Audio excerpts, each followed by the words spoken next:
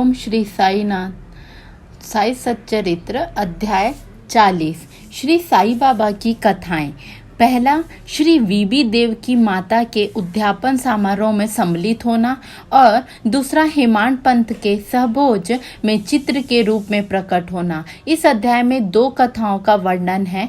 पहला, बाबा किस प्रकार श्री देव की माँ के यहाँ उद्यापन में सम्मिलित हुए, और दूसरा, बाबा किस प्रकार होली त्योहार के भोजन समारोह के अवसर पर बांद्रा में हेमांड पंथ के गृह पधारे। प्रस्तावना। श्री साई समर्थ धन्य है जिनका नाम बड़ा सुंदर है। वे सांसारिक और आध्यात्मिक दोनों ही विषयों में अपने भक्तों को उपदेश देते हैं और भक्तों को अपना जीवन ध्येय प्राप्त करने में सहायता प्रदान कर उन्हें अपनी शक्ति प्रदान करते हैं। वे भेदभाव की भावनाओं को नष्ट कर उन्हें अप्राप्त वस्तु की प्राप्ति कराते हैं। भक्त लोग साई के चरणों पर भक्ति पूर्वक गिरते हैं और श्री साई बाबा भी भेदभाव रहित होकर प्रेम पूर्वक भक्तों को हृदय से लगाते हैं। वे भक्त गण में ऐसे सम्मिलित हो जाते हैं जैसे वर्षा ऋतु में जल नदियों में मिलता है तथा उन्हें अपनी शक्ति और मान देता है। श्रीमती देव का उद्यापन उत्सव। श्री वीबी देव डहाणू जिले ठाणे के मामलादार थे। उनकी माता ने लगभग 25 से 30 व्रत लिए थे, इसलिए अब उनका उद्यापन करना आवश्यक था। उद्यापन के साथ साथ 100-200 ब्राह्मण का भोजन भी होने वाला था। श्री देव ने एक तिथि निश्चित कर बापू साहेब जोग को एक पत्र शिरडी भेजा। उन्होंने लिखा कि तुम मेरी ओर से श्री साई बाबा को उद्यापन और भोजन में सम्मिलित होने का निमंत्रण दे देना और उनसे प्रार्थना करना कि उनकी अनुपस्थिति में उत्सव अपूर्ण ही रहेगा। मुझे पूर्ण आशा है कि वे अवश्य डहाणू पधार कर दास को कृतार्थ करेंगे। बापू साहेब जोग ने बाबा को वह पत्र पढ़कर सुनाया। उन्होंने उसे ध्यानपूर्वक सुना और शुद्ध हृदय से प्रेषित निमंत्रण जानकर वे कहने लगे कि जो मेरा स्मरण करता है उसका मुझे सदैव ही ध्यान रहता है। मुझे यात्रा के लिए कोई भी साधन, गाड़ी, टांगा या विमान की आवश्यकता नहीं।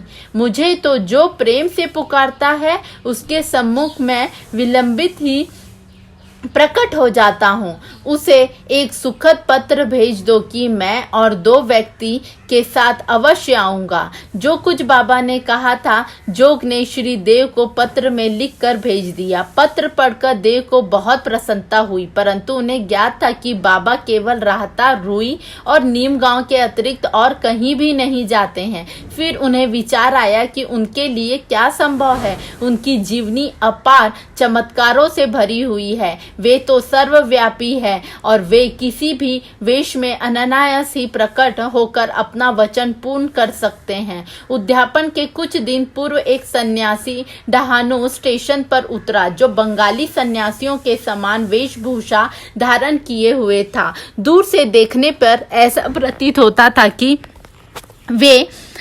वह गौ रक्षा संस्थान का स्वयं सेवक है। वह सीधा स्टेशन मास्टर के पास गया और उनसे चंदे के लिए निवेदन करने लगा। स्टेशन मास्टर ने उन्हें सलाह दी कि तुम यहाँ के मामलादार के पास जाओ और उनकी सहायता से तुम ज्येष्ठ चंदा प्राप्त कर सकोगे। ठीक उसी समय मामलेदार भी वहां पहुंच गए।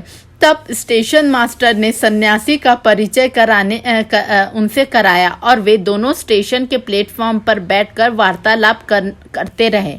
मामलेदार ने बताया कि यहाँ के प्रमुख नागरिक श्री राव साहेब नेरोत्तम सेठ के धर्मार्थ कार्य के निमित्त चंदा एकत्र करने की एक नामावली बनाई है। अतः अब एक और दूसरी नामावली बनाना कुछ उचित सा प्रतीत नहीं होता। इसलिए शेषकर तो यही होगा कि आप 2-4 माह के पश्चात पुनः यहाँ दर्शन दे। यह सुनकर सन्यासी वहां से चला गया और 1 माह पश्चात ही श्री देव के घर के सामने टांगे से उतरा। तब उसे देखकर देव के मन ही मन सोचा कि यह चंदा मांगने ही आया है। उसने श्री देव को कार्यवश देखकर उनसे कहा, श्रीमान, मैं चंदे के निमित्त नहीं वरन भोजन करने के लिए आया हूँ। देव ने कहा, बहुत आनंद की बात है, आपका सहर्ष स्वागत है। सन्यासी, मेरे साथ 2 बालक और हैं।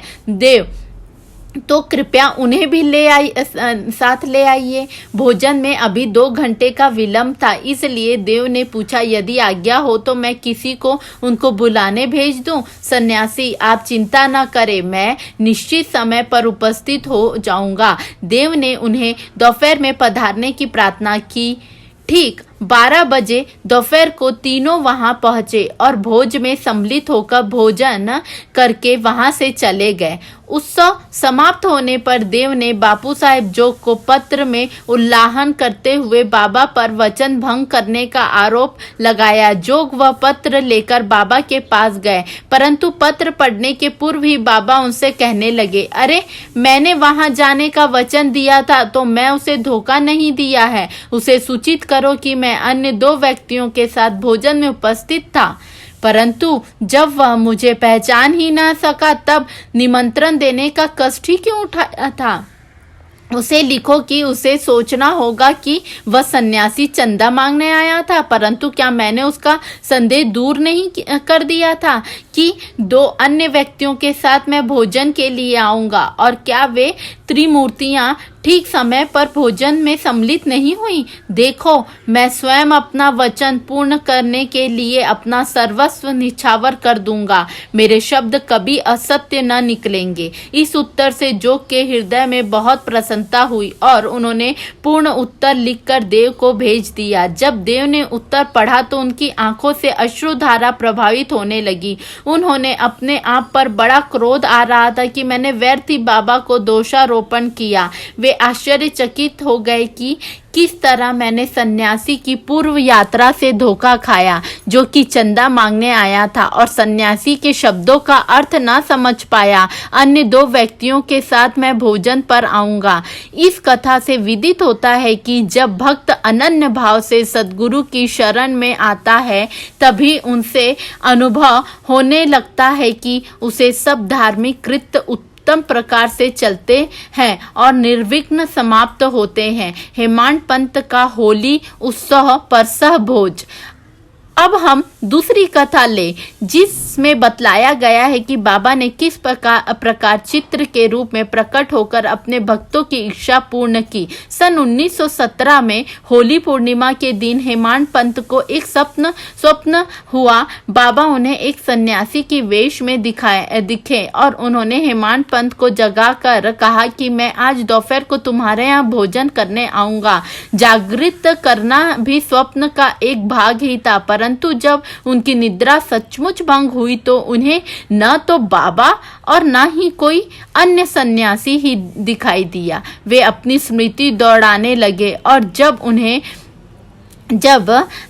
दौड़ाने लगे और अब उन्हें सन्यासी के प्रत्येक शब्द की स्मृति हो आई। यद्यपि वे बाबा के सानिध्य का लाभ गत 7 वर्षों से उठा रहे थे तथा उन्हीं का निरंतर ध्यान करते थे, परंतु यह कभी भी आशा न थी कि बाबा भी कभी उनके घर पधार कर भोजन कर उन्हें कृतार्थ करेंगे। बाबा के शब्द से अति हर्षित होते हुए वे अपनी पत्नी के पास गए और कहा कि आज होली का दिन है, एक सन्यासी अतिथि भोजन के लिए अपने यहाँ पधारेंगे, इसलिए भात थोड़ा अधिक बनाना। उनकी पत्नी ने अतिथि के संबंध में पूछताछ की। प्रत्युत्तर में हेमांड पंत ने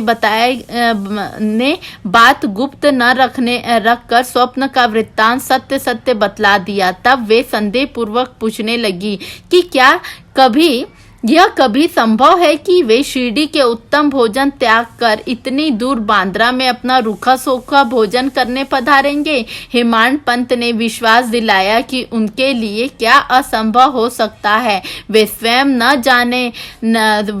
न आए और कोई अन्य रूप धारण कर यहाँ पधारे। इस कारण थोड़ा अधिक भात बनाने में हानि ही क्या है। इसके उपरांत भोजन की तैयारी प्रारंभ हो गई होलिका पूजन प्रारंभ हो गया और पतीले बिछाकर उनके चारों ओर रंगोली डाल दी गई। 2 पंक्तियां बनाई गई और बीच में अतिथि के लिए स्थान छोड़ दिया गया। घर के सभी कुटुंबी, पुत्र, नाती, लड़कियां, दामाद इत्यादि अपना अपना स्थान ग्रहण कर लिया और भोजन परोसना भी प्रारंभ हो गया। जब भोजन परोसा जा रहा था तो प्रत्येक व्यक्ति उस अज्ञात अतिथि की उत्सुकता पूर्वक राह देख रहा था। जब मध्याह्न भी हो गया और कोई न आया तब द्वार बंद कर साकल चढ़ा दी गई। अन्न शुद्धि के लिए घृत वितरण हुआ, जो कि भोजन प्रारंभ करने का संकेत था। वैष्णव देव अग्नि को औपचारिकता आहुति देकर श्री कृष्ण को नैवेद्य अर्पण किया गया। फिर सभी लोग जैसे ही भोजन प्रारंभ करने वाले थे, इतने में ही सीढ़ी से किसी के चढ़ने की आहट स्पष्ट आने लगी। हेमाड पंत ने शीघ्र उठकर साकल खोली और 2 व्यक्तियों, पहला अली मोहम्मद और दूसरा मौलाना यूसुफ मुजवार को द्वार पर खड़े हुए पाया। इन लोगों ने जब देखा कि भोजन परोसा जा चुका है और केवल प्रारंभ करना ही शेष है, तो उन्होंने विनीत भाव से कहा कि आपको बड़ी असुविधा हुई, इसके लिए हम क्षमा प्रार्थी है। आप अपनी थाली छोड़कर दौड़ आए तथा अन्य लोग भी आपकी प्रतीक्षा में हैं, इसलिए आप अपनी यह संपदा संभालिए। इससे संबंधित आश्चर्यजनक घटना किसी अन्य सुविधाजनक अवसर पर सुनाएंगे। ऐसा कहकर उन्होंने पुराने समाचार पत्रों में लिपटा हुआ एक पैकेट निकालकर उसे खोलकर मेज पर रख दिया। कागज के आवरण को ज्यों ही हेमाड पंत ने हटाया तो उन्होंने बाबा का एक बड़ा सुंदर चित्र देखकर महान आश्चर्य हुआ। बाबा का चित्र देखकर वे द्रवित हो गए। उनके नेत्रों से आंसुओं की धारा प्रभावित होने लगी और उनके सचमुच शरीर में रोमांच हो आया। उसका मस्तक बाबा के श्री चरणों में झुक गया। वे सोचने लगे कि बाबा ने इस लीला के रूप में मुझे ही आशीर्वाद दिया है। कौतूहलवश उन्होंने अली मोहम्मद से प्रश्न किया कि बाबा का यह मनोहर चित्र आपको कहाँ से प्राप्त हुआ। उन्होंने बताया कि मैंने एक दुकान से खरीदा था। इसका पूर्ण विवरण मैं किसी अन्य समय के लिए शेष रखता हूँ। कृपया आप अब भोजन कीजिए, क्योंकि सभी आपकी प्रतीक्षा कर रहे हैं। हेमाड पंत ने उन्हें धन्यवाद देकर नमस्कार किया और भोजन गृह में आकर अतिथि के स्थान पर चित्र को मध्य में रखा तथा विधि पूर्वक नैवेद्य अर्पण किया। सब लोगों ने ठीक समय पर भोजन प्रारंभ कर दिया। चित्र में बाबा का सुंदर मनोहर रूप देखकर प्रत्येक व्यक्ति को प्रसन्नता हुई और इस घटना पर आश्चर्य भी हुआ कि वह सब कैसे घटित हुआ। इस प्रकार बाबा ने हेमाड पंत को स्वप्न में दिए अपने वचन को पूर्ण किया। इस चित्र की कथा का पूर्ण विवरण अर्थात अली मोहम्मद को चित्र कैसे प्राप्त हुआ, इसका किस कारण से उसे लाकर हेमाड पंत को भेंट किया, इसका वर्णन अगले अध्याय में किया जाएगा। श्री सद्गुरु साईनाथा अर्पण मस्तु। शुभम भवतु।